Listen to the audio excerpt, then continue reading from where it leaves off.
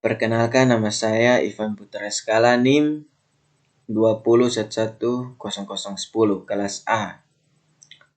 Saya akan menjelaskan keberlangsungan bisnis pada UMKM di tengah pandemi COVID-19.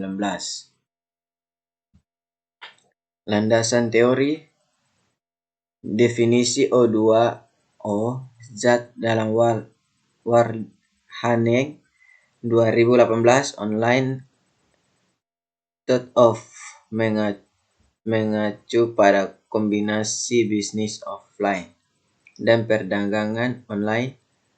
Model O2O dikarakteristikan oleh arus informasi dan arus kas secara online dengan logistik dan arus perdagangan secara offline yang mana dapat meningkatkan ruang lingkup bisnis e-commerce secara luas.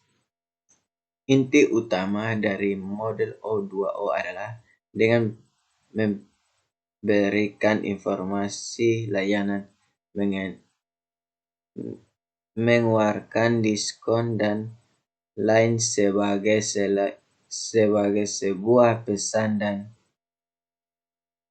outlet melalui platform O2O untuk mendorong pengguna online datang ke outlet tersebut, sehingga dapat dikatakan bahwa O2O merupakan proses seorang konsumen dan membeli barang dan jasa secara online, kemudian pergi ke toko atau outlet untuk menikmati layanan. 1. Sustainable business.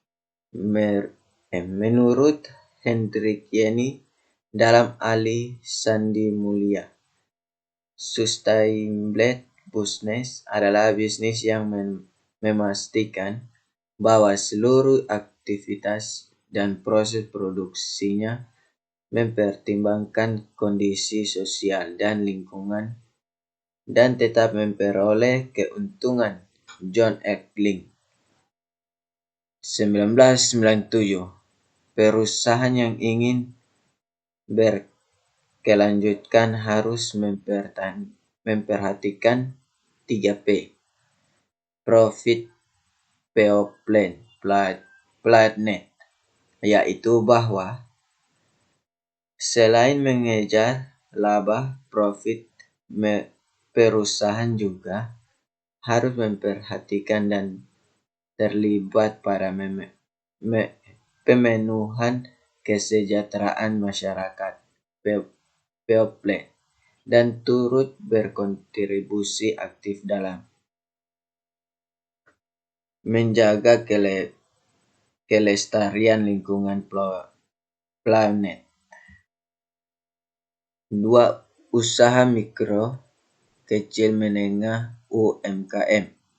Definisi UMKM menurut Undang-Undang Nomor 20 Tahun 2008 tentang usaha mikro, kecil, dan menengah dijabarkan sebagai berikut.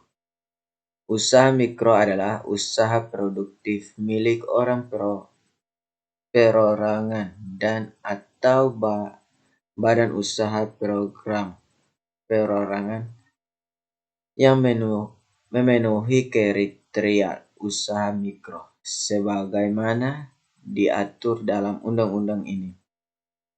Usaha kecil adalah usaha ekonomi produktif yang berdiri sendiri yang dilakukan oleh orang programan atau badan usaha yang bukan merupakan anak perusahaan atau bukan cabang perusahaan yang dimiliki, dikuasai, atau menjadi bagaimana baik langsung maupun tidak langsung dari usaha menengah atau usaha besar yang memenuhi 5-6 kriteria usaha kecil sebagaimana dimaksud dalam undang-undang ini. Usaha menengah adalah usaha ekonomi produktif yang berdiri dari yang dilakukan oleh orang perorangan atau pada usaha yang bukan merupakan anak perusahaan atau cabang perusahaan yang dimiliki, dikuasai atau menjadi bagian baik langsung maupun tidak langsung dengan usaha kecil atau usaha besar dengan jumlah kekayaan bersih atau hasil penjualan tahun sebagainya diatur dalam undang-undang ini. 3 karakteristik UMK.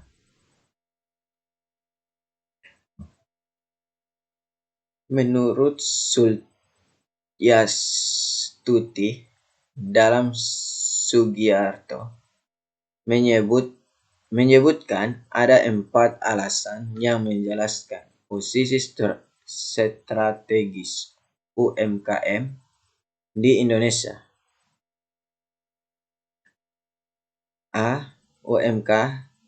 UMKM tidak memerlukan modal yang besar sebagaimana perusahaan besar, sehingga pembentukan usaha ini tidak sesulit 57 usaha besar. B. Tenaga kerja yang diperlukan tidak menuntut pendidikan formal tertentu. C. Sebagai besar, berlokasi di pedesaan dan tidak memerlukan infrastruktur sebagaimana perusahaan besar. D.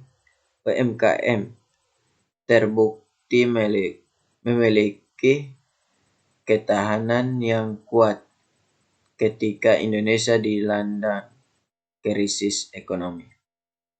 Keempat, Combreg. Menurut Maulana dalam Santa Sos 2020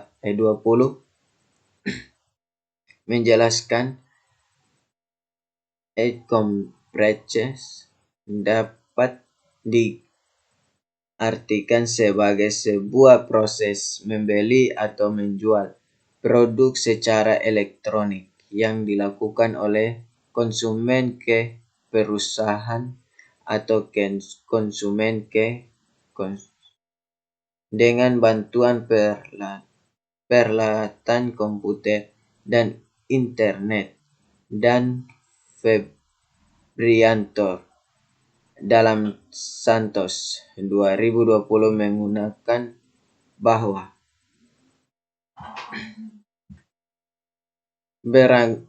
beragamannya produk yang dapat dijual di marketing merupakan modal awal peluang akan besarnya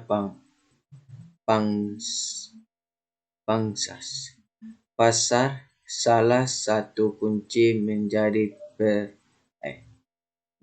marketplace terbesar adalah dari sisi pelayanan dan jaminan transaksi penjualan. Hal ini senada dengan yang pernah diungkapkan profitabilitas. Menurut Abdul Danti, profitabilitas adalah ukuran dari kinerja perusahaan yang ditujukan dari laba yang dihasilkan oleh perusahaan. Hal tersebut dapat dipahami karena perusahaan yang berhasil membuatkan laba yang mengindikasikan perusahaan tersebut mempunyai kinerja yang baik, sehingga dapat menciptakan tanggapan positif dari investor yang dapat membuat harga saham perusahaan meningkat.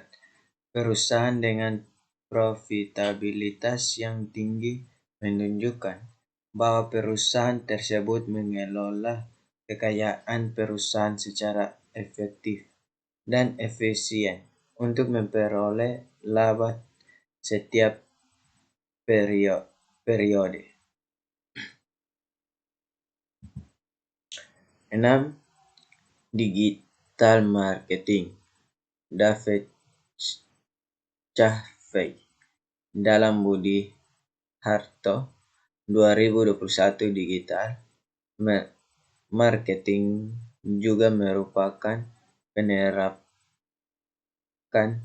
teknologi digital yang membentuk oleh online channel ke pasar, website, email, database digital, TV, dan melalui berbagai inovasi terbaru. Inovasi terbaru lainnya termasuk di dalamnya blog, vote, podcast, dan jejaring sosial yang memberikan kontribusi terhadap kegiatan pemasaran. Sampel. Menurut Sugiono dalam Luh Putu Rani Mayasari 2014, sampel adalah bagian dari jumlah dan karakteristik yang dimiliki oleh populasi tersebut. Adapun teknik yang digunakan adalah non-probabilistic sampling dengan pendekatan purposive sampling. Non-probabilistic sampling. Menurut Sugiono dalam Luhu Putu Rani Mayasari 2014, probability sampling adalah teknik untuk mengambil sampel yang tidak memberi kesempatan sama bagi setiap anggota populasi untuk dipilih menjadi sampel. 9. Pengertian purposive sampling.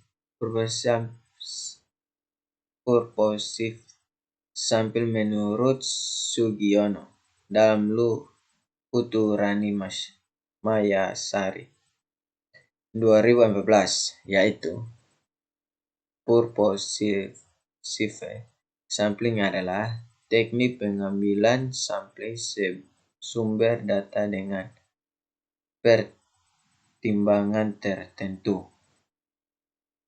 Sekian dan terima kasih.